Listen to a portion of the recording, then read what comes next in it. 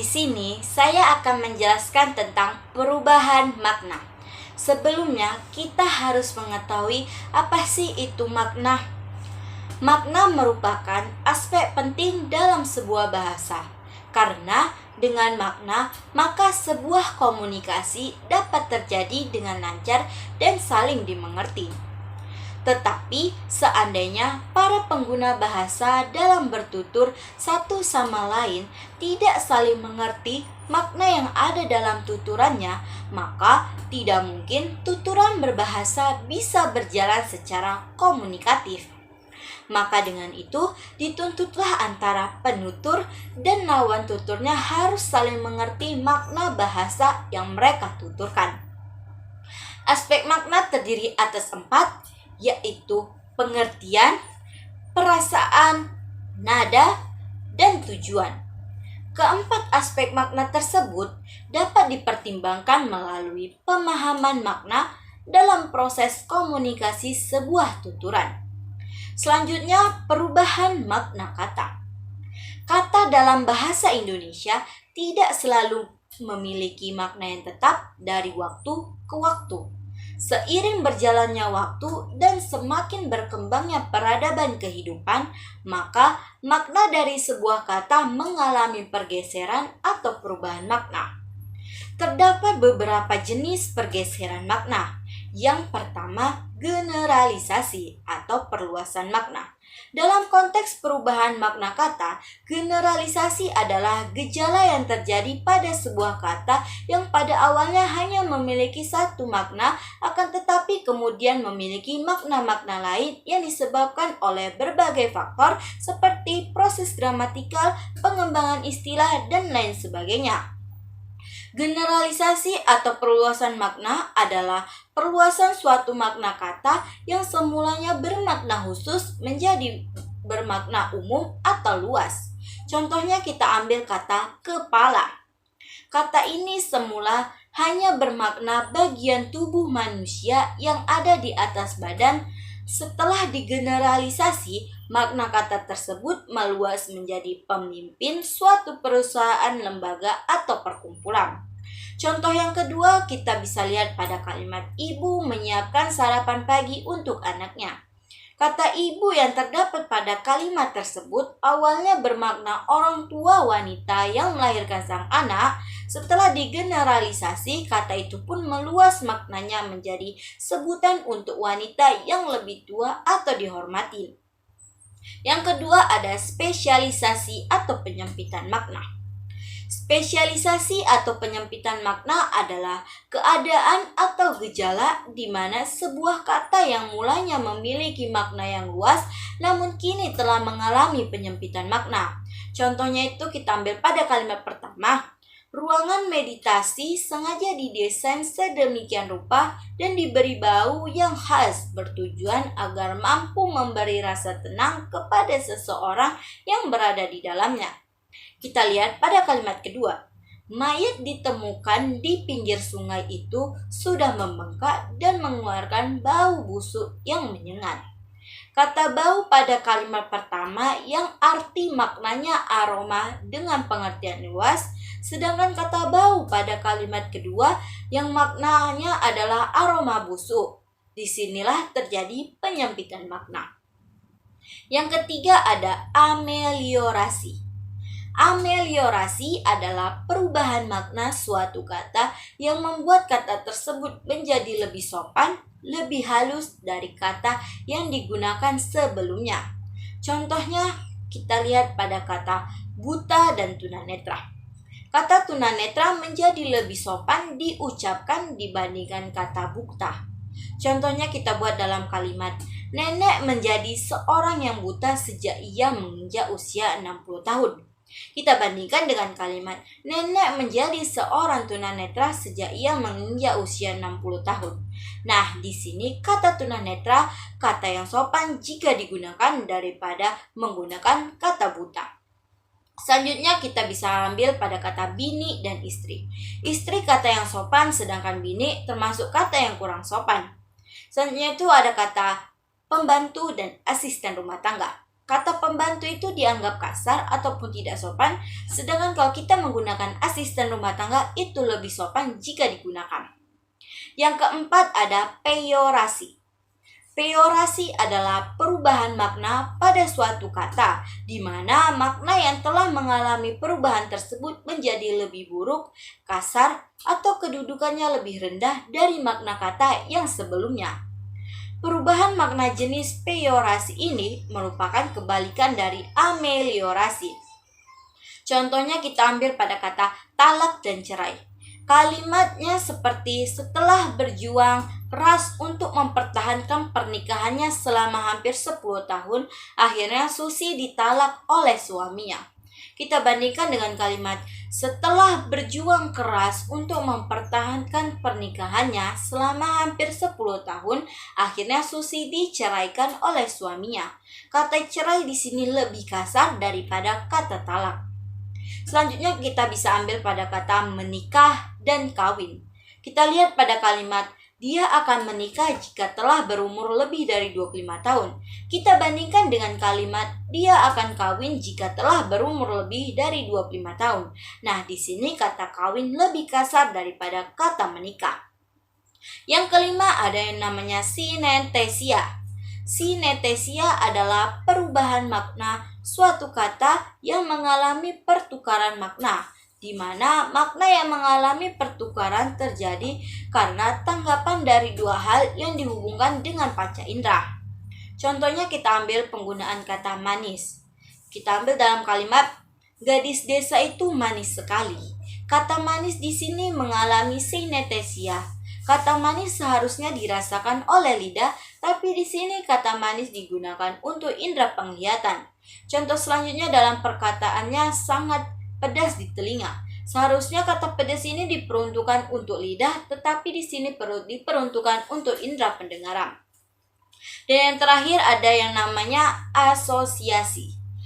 Asosiasi adalah pergeseran makna secara kiasan dikarenakan adanya persamaan sifat. Contohnya itu yang pertama pada kata amplop. Maknanya sebenarnya yaitu tempat surat, kemudian bergeser maknanya menjadi uang sogokan. Yang kedua kata kursi, yang makna sebenarnya adalah tempat duduk, kemudian bergeser maknanya menjadi jabatan. Selanjutnya ada sebab-sebab terjadinya perubahan makna. Yang pertama, karena adanya perkembangan ilmu pengetahuan dan teknologi. Yang kedua, karena adanya perkembangan sosial budaya yang bersifat dinamis. Yang ketiga, karena adanya perbedaan pemakaian bidang. Yang keempat, karena adanya asosiasi yang artinya kata-kata yang digunakan di luar bidangnya masih ada hubungan di bidang aslinya. Yang kelima, karena adanya pertukaran tanggapan indera ataupun disebut dengan sinetesia. Yang keenam, karena adanya perbedaan tanggapan. Hal ini muncul akibat adanya pemaknaan rasa tinggi atau rendah suatu kata. Yang ketujuh, karena adanya peningkatan. Yang kedelapan, karena adanya proses gramatikal. Dan yang terakhir, karena adanya pengembangan istilah. Pengembangan istilah ini biasanya memanfaatkan kata yang sebelumnya sehingga memungkinkan terjadinya perubahan makna. Untuk menambah pengetahuan kita mengenai perubahan makna di zaman sekarang ini, maka di sini saya mengambil 2 sampel untuk mengetahui pengetahuan mereka tentang perubahan makna. Mari kita simak videonya.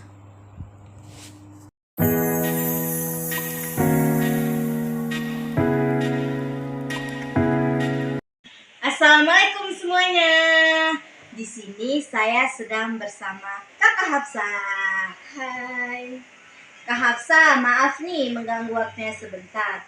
Kalau boleh tahu Kak Hafsahnya ini sudah tamat sekolah atau belum ya? Alhamdulillah tahun ini sudah tamat, Kak. Alhamdulillah kakaknya sudah tamat.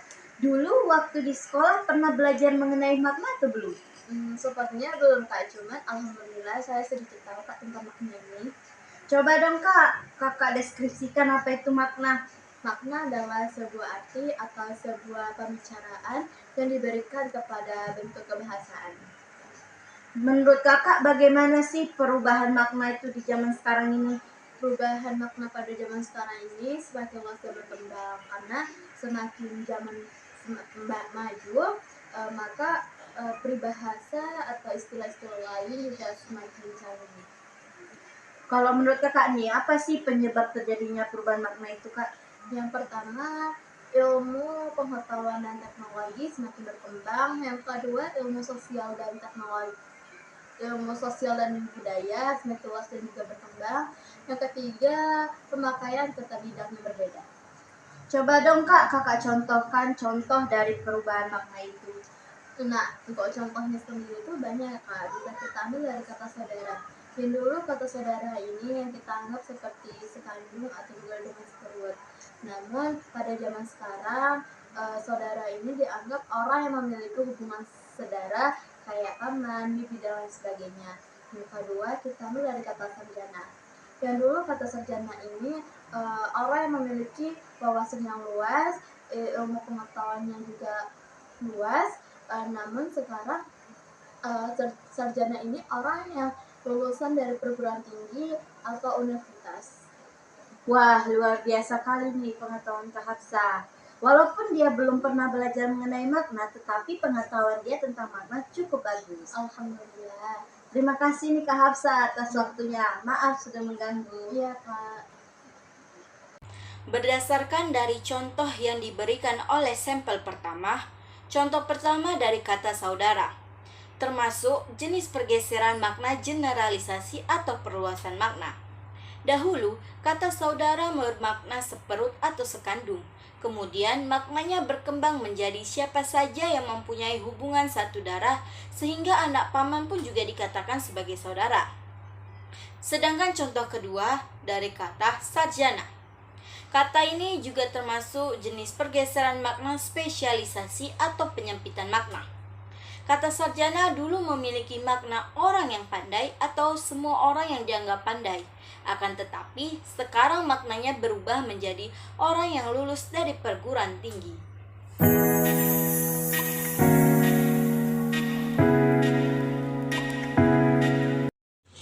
Assalamualaikum semuanya. Di sini saya sedang bersama Kak Ulmi. Hai. Kak Ulmi, maaf nih mengganggu waktunya sebentar. Kalau boleh tahu Kak Ulminya ini sudah tamat sekolah atau masih kuliah ya? Kakak sudah tamat kuliah deh. Alhamdulillah kakaknya sudah tamat. Waktu di sekolah dulu pernah belajar mengenai makna atau enggak Kak? Nah, Dek. Coba dong Kak kakak deskripsikan apa itu makna.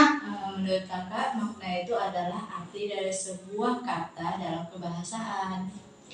Bagaimana sih Kak menurut kakak perubahan makna itu di zaman sekarang ini? Perubahan makna di zaman sekarang itu sudah semakin luas dibandingkan zaman sebelumnya.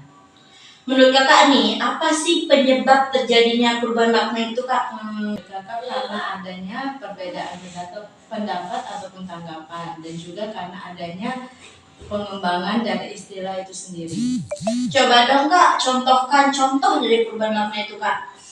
Contohnya seperti kata bapak. Di zaman dahulu kata bapak itu bermakna untuk panggilan orang tua laki-laki ataupun orang tua kandung laki-laki. Sedangkan di zaman sekarang kata bapak itu bermakna untuk panggilan orang tua ataupun orang yang memiliki kedudukan yang lebih tinggi.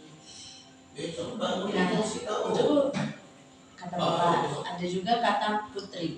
Di zaman dahulu kata putri itu bermakna untuk panggilan seorang anak perempuan dari kalangan raja. Sedangkan di zaman sekarang kata putri itu bermakna untuk panggilan anak perempuan untuk semua kalangan, tidak hanya di kalangan raja saja. Wah, luar biasa sekali nih pengetahuan kakak mengenai makna. Walaupun sudah tidak sekolah lagi, tapi masih ingat nih pelajaran tentang makna.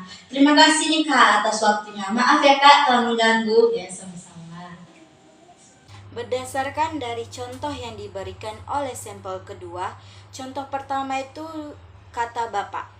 Kata bapak ini termasuk jenis pergeseran makna generalisasi atau perluasan makna, yang mana dahulu kata bapak dipakai dalam hubungan biologis, sekarang semua yang memiliki kedudukan tinggi atau orang yang lebih tua disebut juga dengan bapak.